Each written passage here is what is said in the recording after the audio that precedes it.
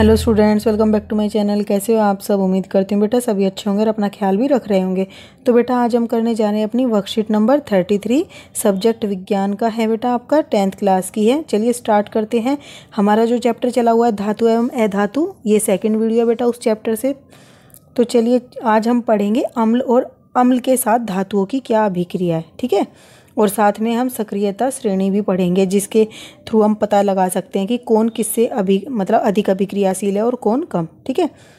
तो अम्ल के साथ धातुओं की अभिक्रिया। धातु जब तनु अम्ल के साथ मिलते हैं बेटा, तनु अम्ल क्या होता है?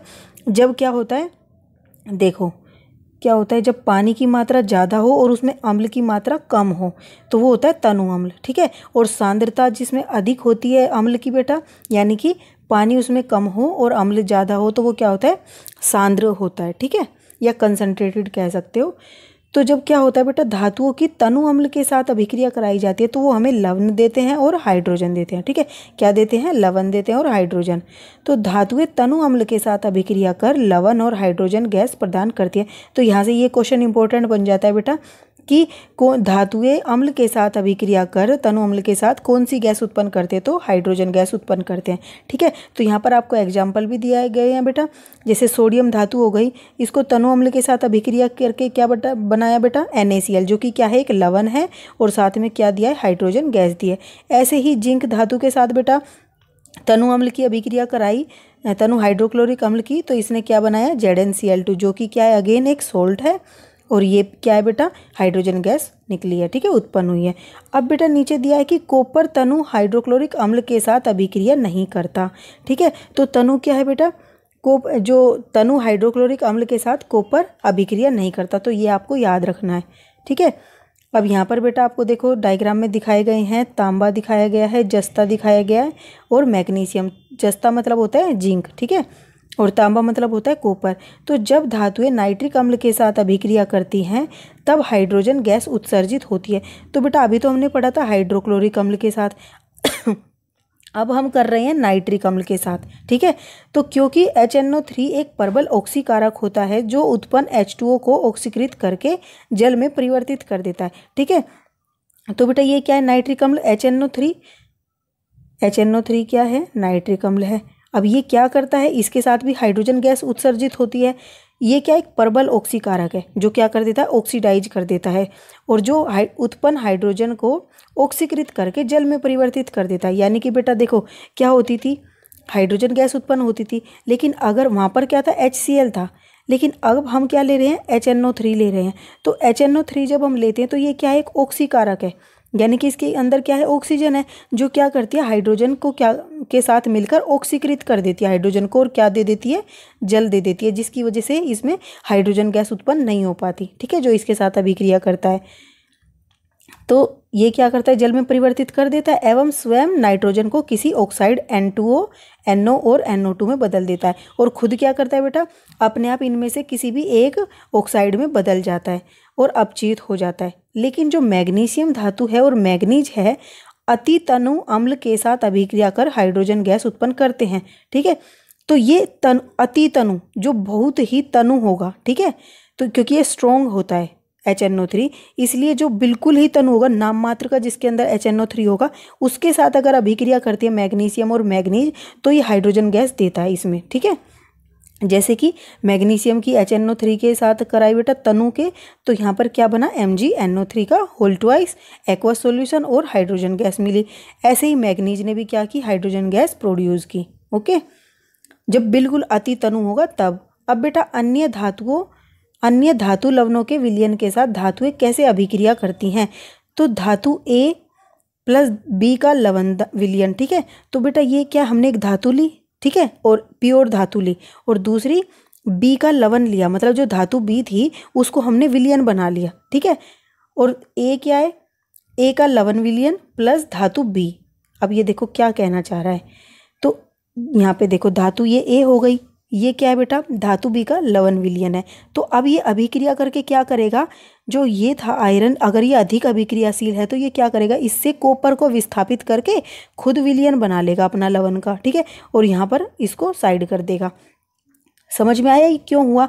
जैसे अब देखो दो के बीच में लड़ाई हो जाए, एक क्या हो ज़्यादा ताकतवर हो, एक हो कमज़ोर, तो कौन जीतेगा? जो ताकतवर होगा। तो बेटा जो ताकतवर होगा वो क्या करेगा, दूसरे वाले में से उसको हटा के खुद वहाँ पर बैठ जाएगा। जैसे किसी सीट पर बैठना हो तो जो ताकतवर होगा वो कमज़ोर को हटा के वहाँ पर खुद बैठ जाएगा।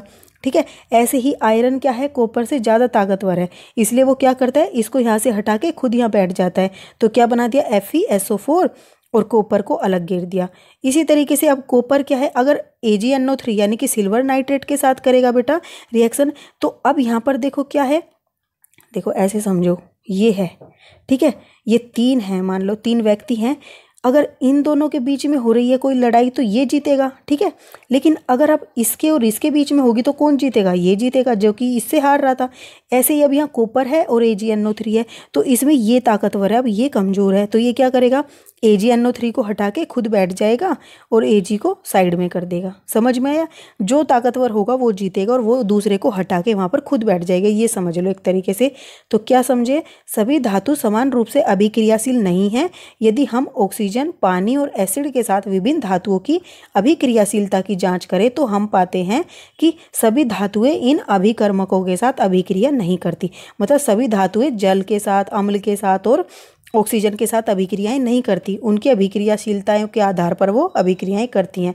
अब बेटा यहाँ पर एक एग्जाम्पल भी दिया हुआ है आयरन का, ठीक है, आयरन की किसके साथ कराई थी, इसके साथ, और इसने ये दिया हमें और कॉपर को अलग कर दिया। तो ये आपको इसके डायग्राम के थ्रू भी समझाया है कैसे। देखो ये आयरन की क्या है, कील है, और ये क्या है, कॉपर सल्फेट का विलयन है, जिसमें क्या करता है बेटा आयरन, जिसमें क्या करता है आयरन कॉपर सल्फेट के विलयन से वो कर देता है, इसको कॉपर को विस्थापित कर देता है और खुद उसमें घुल जाता है, ठीक है, और क्या बना देता है, अपना विलयन बना देता है।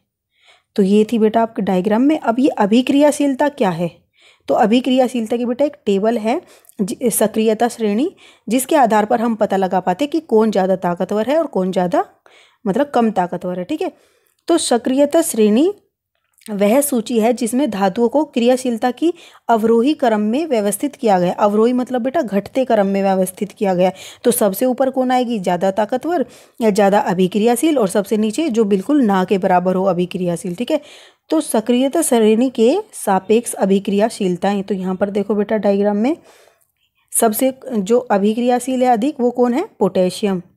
क्या है, पोटेशियम है सबसे अधिक क्रियाशील, और उसके बाद कौन है बेटा, सोडियम है, फिर उसके बाद कैल्शियम, फिर मैग्नीशियम। इसका मतलब समझ रहे हो कि कैल्शियम जो है, ये पोटेशियम जो है, ये सभी को क्या कर देगा, सबसे जीत जाएगा अगर इनकी आपस में रिएक्शन कराई जाए, मतलब कि इन सभी को विस्थापित कर देगा, हटा देगा विलयन से। सोडियम क्या बेटा, अपने से नीचे वालों को हटा देगा, कॉपर अपने से, तो इस तरीके से चलती जाएगी ये रिएक्शन, ठीक है।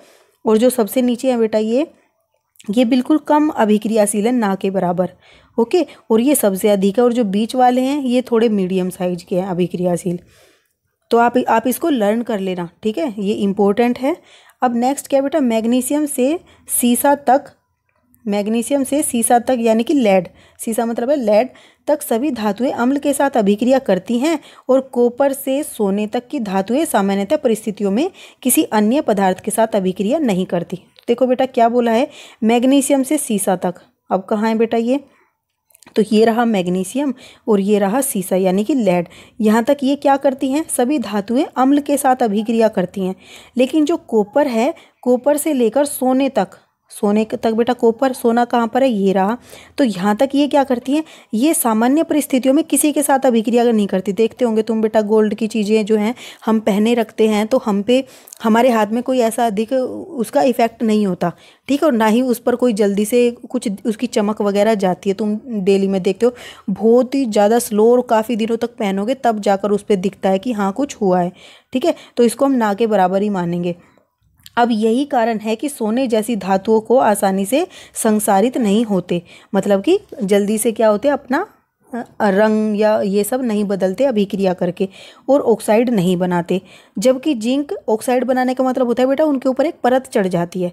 जबकि जिंक, एल्यूमिनियम, मैग्नीशियम, कैल्शियम आदि धातुएं आसानी से ऑक्साइड बनाती हैं, और हाइड्रोजन एक गैर धातु है। देखो हाइड्रोजन धातु नहीं है, ठीक है, ये क्या है, एक अधातु है, लेकिन इसे भी सक्रियता श्रेणी में शामिल किया गया है क्योंकि यह धातुओं की सक्रियता की तुलना में मददगार है। मतलब क्या है इसका बेटा, कि जो हाइड्रोजन है, देखो आपको यहाँ पर दिखाई गई है देखो यहाँ पर ये रहा हाइड्रोजन, ठीक है। तो ये क्या है, धातु नहीं है, फिर भी इस सक्रियता श्रेणी में दिखाई है। क्यों? क्योंकि इससे नीचे की जितने भी हैं बेटा ये अभिक्रियाशील नहीं है, ठीक है, ना के बराबर अभिक्रियाशील है, और इससे ऊपर के अभिक्रियाशील है। तो ये क्या कर देता है, कंपैरिजन कराने में हमारी हेल्प करा देता है। जैसे हाइड्रोजन आता है हमें पता चल जाता है कि इससे नीचे के जितने भी धातु होंगे वो अभिक्रियाशील नहीं है। ओके, अब बेटा इसके कुछ क्वेश्चन आंसर कर लेते हैं। चलिए बेटा देखो, हमारा फर्स्ट क्वेश्चन क्या है, तनु हाइड्रोक्लोरिक अम्ल को अभिक्रियाशील धातु में मिलाने पर कौन सी गैस उत्पन्न होती है। हमने सबसे पहले यही पढ़ा था कि तनु हाइड्रोक्लोरिक अम्ल के साथ अभिक्रियाशील करने पर धातु क्या उत्पन्न करती है, हाइड्रोजन गैस। और जस्ते की तनु हाइड्रोक्लोरिक अम्ल के साथ होने वाली अभिक्रिया भी पूछा गया है। तो क्या लिखोगे, जब तनु हाइड्रोक्लोरिक अम्ल को अभिक्रियाशील धातु में मिलाते हैं तो ये हाइड्रोजन गैस उत्पन्न करती है। और जस्ते की तनु हाइड्रोक्लोरिक अम्ल के साथ होने वाली अभिक्रिया क्या है, ये जो नीचे दिखाई गई है, ठीक है। आप लिख दोगे जिंक है और तनु हाइड्रोक्लोरिक अम्ल है, क्या दिया हमें, लवण दिया और साथ में हाइड्रोजन गैस दी, ठीक है। अब सेकंड क्वेश्चन क्या है बेटा, क्या होता है जब कॉपर सिल्वर नाइट्रेट के घोल के साथ अभिक्रिया करता है, यानी कि कॉपर जो है सिल्वर नाइट्रेट के घोल के साथ अभिक्रिया करता है। तो आपको क्या करना पड़ेगा, जो रिएक्टिविटी सीरीज होगी बेटा, अगर आपको ये याद होगी तो क्या होता है, कॉपर से नीचे आता है सिल्वर नाइट्रेट। इसका मतलब क्या हुआ, ये ज़्यादा अभिक्रियाशील हुआ कॉपर सिल्वर नाइट्रेट से। तो क्या करेंगे, कैसे लिखोगे, जब कॉपर सिल्वर नाइट्रेट घोल के साथ अभिक्रिया करता है तो वह घोल से सिल्वर को विस्थापित कर कॉपर नाइट्रेट का विलयन बना देता है। क्यों? क्योंकि यह अधिक अभिक्रियाशील होता है। ये लाइन और लिख सकते हो आप इसमें, ठीक है। और इसकी समीकरण जो है, समीकरण वो कैसे लिखोगे, कॉपर क्या है, ये सिल्वर नाइट्रेट का एक्वस सॉल्यूशन, और इसने क्या बना दिया, इसको विस्थापित करके अलग कर दिया और खुद यहाँ पर आकर बैठ गया, ठीक है।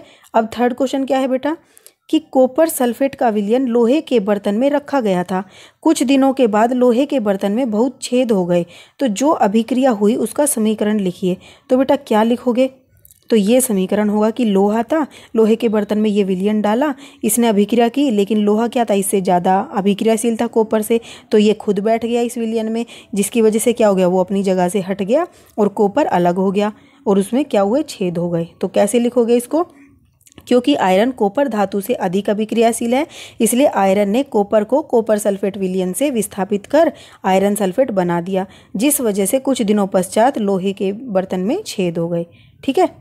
अब लास्ट क्वेश्चन क्या है बेटा, आपको ये टेबल दी गई है, जिस टेबल में आपको 4 क्या दिए गए हैं, धातुओं के विलयन दिए गए हैं, आयरन का, कॉपर का, जिंक का, सिल्वर का, और 4 धातुएं दी गई हैं ABCD, जिसमें क्या बोला है कि ये 4 धातुओं को अगर इन सॉल्यूशन के अंदर, इन विलयन के अंदर डाला जाता है तो ये किसको विस्थापित करती हैं और किसके साथ अभिक्रिया नहीं करती। तो ये सब सक्रियता के आधार पर ही होगा बेटा। तो चलिए देखते हैं।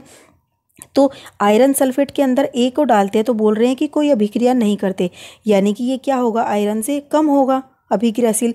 लेकिन कॉपर को क्या करता है, ये क्या नाम है, इसको तो विस्थापित कर देता है। तो आप पहले रिएक्टिविटी सीरीज से जानो बेटा कि क्या होता है, जिंक होता है, जिंक के नीचे क्या होता है, आयरन होता है, उसके नीचे क्या होता है, कॉपर होता है, और कॉपर के नीचे होता है सिल्वर, ठीक है। अब उसके बाद बेटा ये हमने जान लिया, तो अब जिंक सल्फेट को क्या कर सकेगा ये, जब इसने आयरन को नहीं किया तो क्या जिंक को कर पाएगा, तो नहीं कर पाएगा। तो यहाँ पर क्रॉस लगा दो आप, या ये लिख देना कोई अभिक्रिया नहीं, ठीक है। फिर सिल्वर नाइट्रेट को, तो बेटा सिल्वर नाइट्रेट को तो कर देगा, जब इसने कॉपर को ही कर दिया तो ये तो इससे और छोटा है, इसका मतलब ये इससे ऊपर होगा, ये जब ही इसने इसको किया है तो इसको तो कर देगा। तो यहाँ पर लिख दोगे विस्थापन, तो ये 2 में कर रहा है विस्थापन और 1 में नहीं।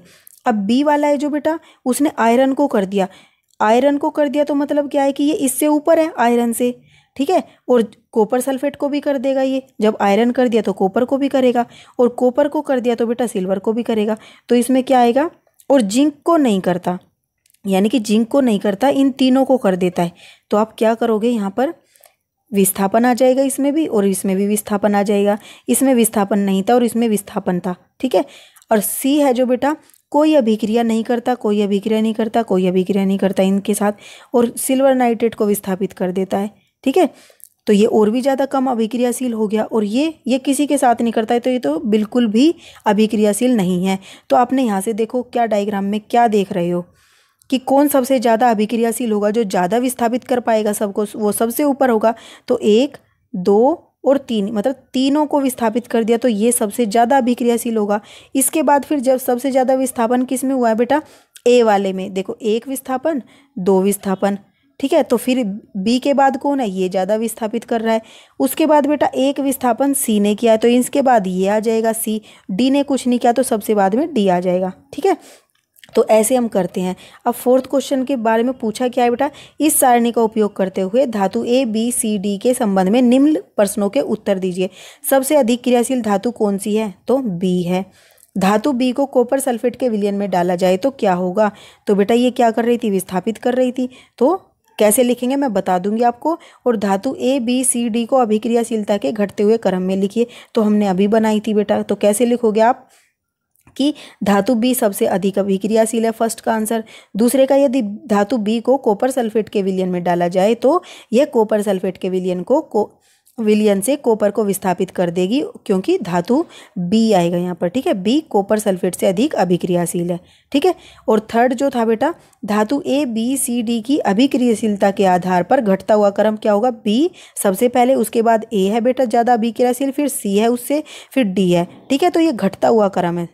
ओके, तो ये थी बेटा आपके आज के क्वेश्चन। उम्मीद करती हूँ आपको अच्छे से समझ आ गई होगी ये वर्कशीट। कोई डाउट हो तो फिर भी मेरे से कमेंट बॉक्स में पूछ लेना। तो इस वीडियो में बेटा इतने, अपना नेक्स्ट टॉपिक जो होगा हम अपनी नेक्स्ट वीडियो में करेंगे। तब तक के लिए ऐसे हंसते रहिए, मुस्कुराते रहिए, पढ़ते रहिए और आगे बढ़ते रहिए। Thank you.